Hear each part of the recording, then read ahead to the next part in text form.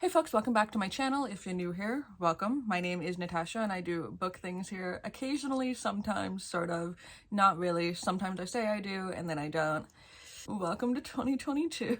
She's alive. I'm gonna have a video up basically talking about, the reading that I did or didn't do in 2021. Spoiler, I didn't do much of any. So yeah, I didn't end up reading very much in 2021. I did end up reading about 30 books. That's 70 less than my Goodreads goal. Doing the math, I read 30% of my goal. Definitely like 6 months where I didn't read anything. The plant, by the way, right here, that is just, you're currently sitting in another plant. So we're just gonna, whatever. I'm not gonna lie, I have about 12 books unfinished on my nightstand. I'd fully intended in finishing in 2021, just didn't get around to it. Into my favorites. I don't have 10, I don't have 20, I don't have, very many. I do have 5. The 5 books that I liked in 2021. Loved, perhaps? Liked. I think it's gonna give you an idea of what my reading taste was like, perhaps, in 2021. We'll see. One of my favorite books that I did end up reading, I could have swore I read this in 2020, but like the last 2 years have been a blur. So, I mean, really, who knows? But I read Yoke by Mary H.K. Choi. I want to say she's labeled as YA authors, but honestly, she writes in that age range that I love and that I love reading from. I've sort of moved on from YA. Like, I'll still go back and I'll read some sort of like, cutesy teenage love stories every now and then, and, high school drama, that kind of stuff. But really, the books that I'm craving more so than that is that age range between sort of like 19 and 25. She writes really, really good, like, internal dialogue period, and life and feelings and emotions at that age. This came through really strongly with this book. It made me cry a couple times. It just sort of hit. This follows a girl and her sister as they deal with sort of living in New York. Her sister has a little bit more of like a highly successful job than she does, and there's a lot of discussions of trigger warning, disordered eating and stuff like that as well. That's handled really, really, like, excellently. It's hard to read, but it's handled well and written really well. It's just good writing. Oh god, I forgot to put a fingernail on. It's so hard. I put makeup on and then it's about family, and it talks about, the feelings and emotions of being that age that hit home to me. So I quite like this. This is definitely one of my favorites, and I loved it. So there's that. One really is no surprise if you've sort of heard me talk about Stephen King. It's hard for me to include a favorite of the year being Stephen King, but like I also read like a little bit. This is one that I've been meaning to read for a while because I thought that the premise was really interesting, and it ended up being really interesting. That is Needful Things by Stephen King. This is probably one of my top ones that I've read in a while, since I've read like Christine, I want to say. This is so fun. It's about a person who moves into this sort of small town and opens up a shop where the person who walks in is going to find whatever they want and whatever they need. And it's sort of like a swindling, like, you sell your soul or you need to do favors for this person. There's one scene in particular in this where the sort of the character reveals themselves in like such a way, and it's like, oh, I like reread that part like a couple times because it was just very it said everything it needed to say about like what kind of like what this character is, like a demon, the devil, whatever, making a deal with the devil. But the way that Stephen King wrote it was just like fucking chef's kiss. This is also, I wouldn't necessarily say this is a horror, but it is a very good look at like the bystander effect and how how things can easily get out of hand when there is a lack of communication, or when there's sort of like people are assuming other things of people, in human nature almost. Like, and that's the kind of stuff that I love in either like a thriller or a horror or really any book, when it's sort of tell me like interesting things. It's like I love it when you as the reader knows like, oh, these are all the pieces falling in place to like this grand catastrophe. That's kind of what this book is. There's a couple parts in this, especially a fight between two ladies that's like pretty horrifying. What a delight. What an absolute delight. Like, no part of this 700-page book felt boring. Really fascinating. One thing I will say though is if you have issues following characters, there's a shit ton in this. Like, there's so many characters, so you might want to like write out a list. But this is probably one of the best Stephen King's that I've read in a really long time, and definitely an idea and a story and a premise that I'm going to be looking for elsewhere, because I just love the idea of sort of like a shopkeeper, you know, selling you exactly what you need, but for what price. Delicious. It was great. I loved it, and I knew I was gonna love it, so there's like almost like that double satisfaction of like wanting to like a book and then you actually do.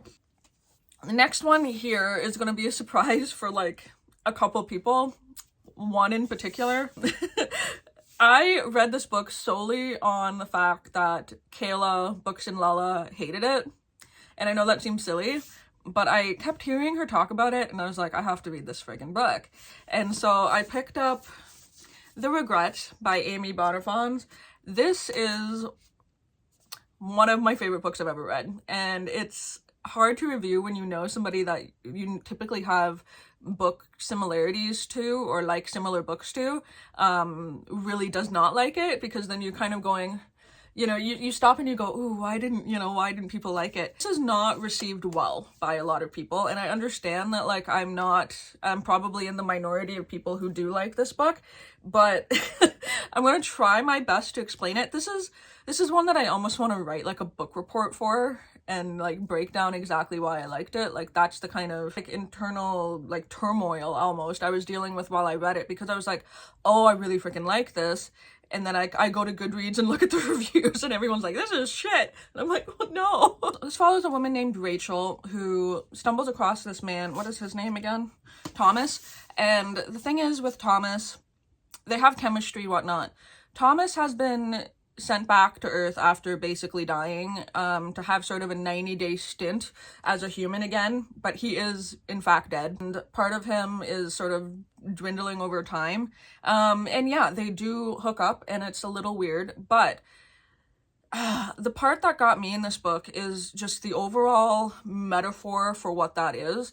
I read this several different ways. I didn't just read it as like, oh, he's a ghost and they're having, you know, weird ghost sex.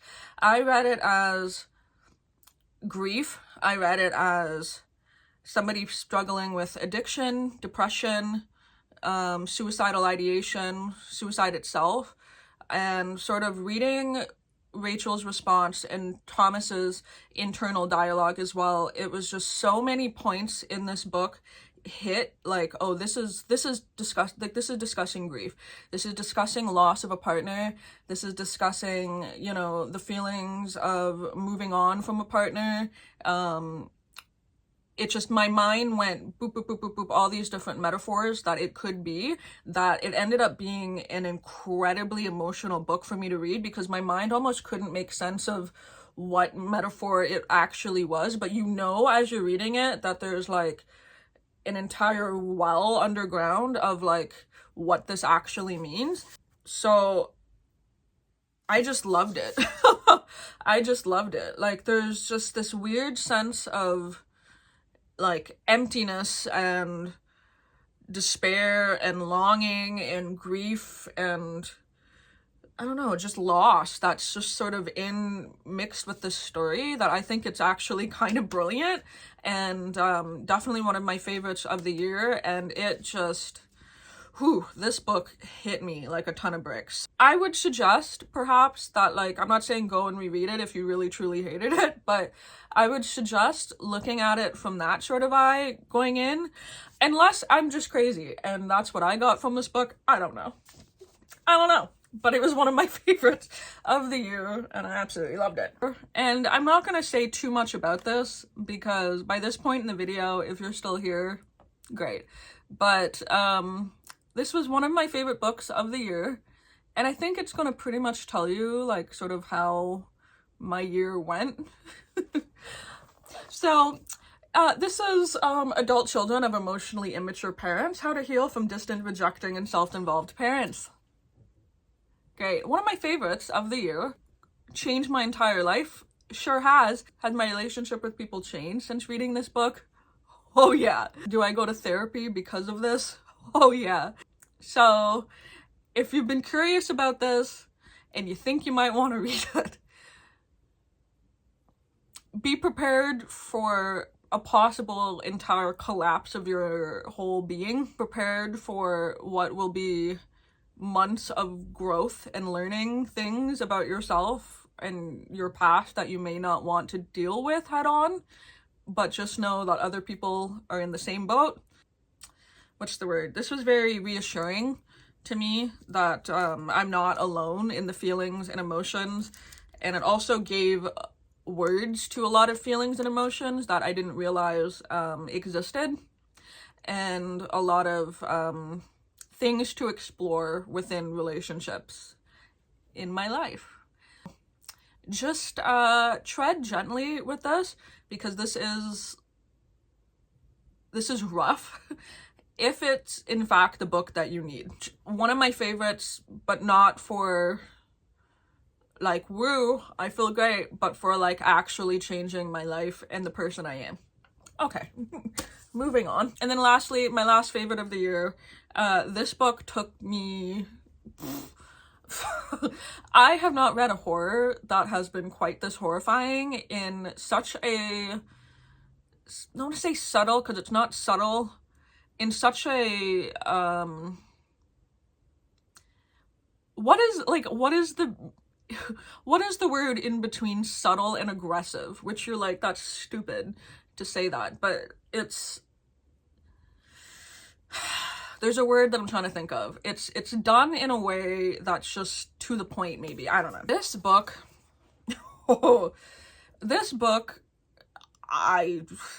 it was like one sentence destroyed me and made my brain hurt. And then the next sentence did just the same. And then the next sentence did worse. And then the next sentence did worse. And the next thing you know, I've read one paragraph that I'm like, I'm way too stoned to be reading this right now, and I'm gonna need to take like a 3-day break to think about what I just read because I'm upset. That is this book. This is an absolute 5-star book, but this is a fucking trip. And just like I feel like no one entirely is sort of giving you the feeling or is describing accurately the feeling that I got from this. So I'm gonna be very honest, okay? This is about what would happen if animals are no longer able to be consumed by humans, so humans have to consume humans. Now, people have pitched it like that, and you're like, okay, cool, cannibals, great, love that. I'm okay with that. No. This is like so in depth about the horrors that come from harvesting humans in ways that your brain would never put together. Like that's kind of, oops, bye Stephen King. That's the kind of stuff that, like when you're reading a book and you go,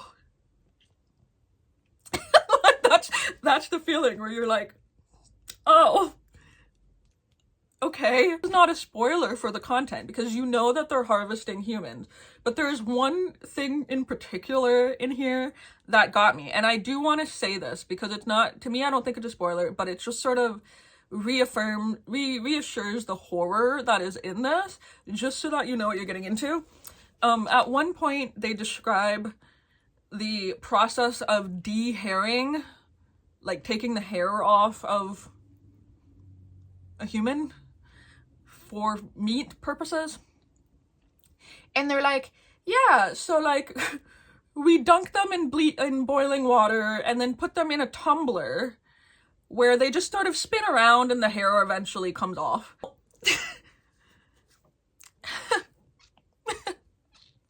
The imagery is just like that. It lets your brain go to places that you never want your brain to go. And like, that's something from me, okay? Like, I'm 33, I've been on the internet for a real long time, so like, I've seen everything, like actual murder. But like, for some reason, this is one of the most upsetting things I've read, just because it's like I said, it's one sentence that's like, oh, and the bodies were spinning in the tumbler, and you're like, oh. And then the next sentence is like, so then like, we filleted them, like, and you're like, what? Like, give me a second. I'm recovering from the tumbling.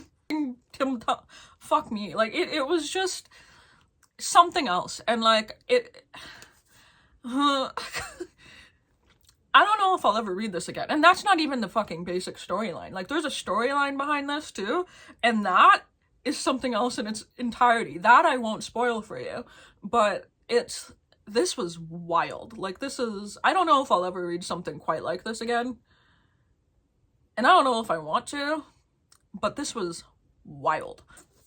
Those are the 5 books, Stephen King's down there.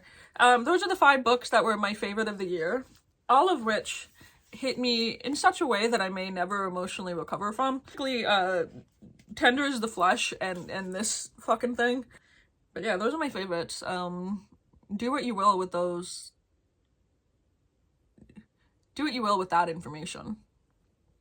I hope everyone had a better reading year than I did. Let me know in the comments down below. I don't know, what were your top 5 books? I don't know. Yeah, hoping that 2022 is gonna be a little bit better. Is gonna be more books. I read more. I'm already reading more. It's January 4th and I'm already reading more, so fingers crossed. But yeah, stay tuned. I'm gonna be posting my January TBR. If this has anything to do with it, there's a theme that's gonna be continuing every month. All right, well, I hope everyone's doing good, and I will talk to y'all in my next video. Bye.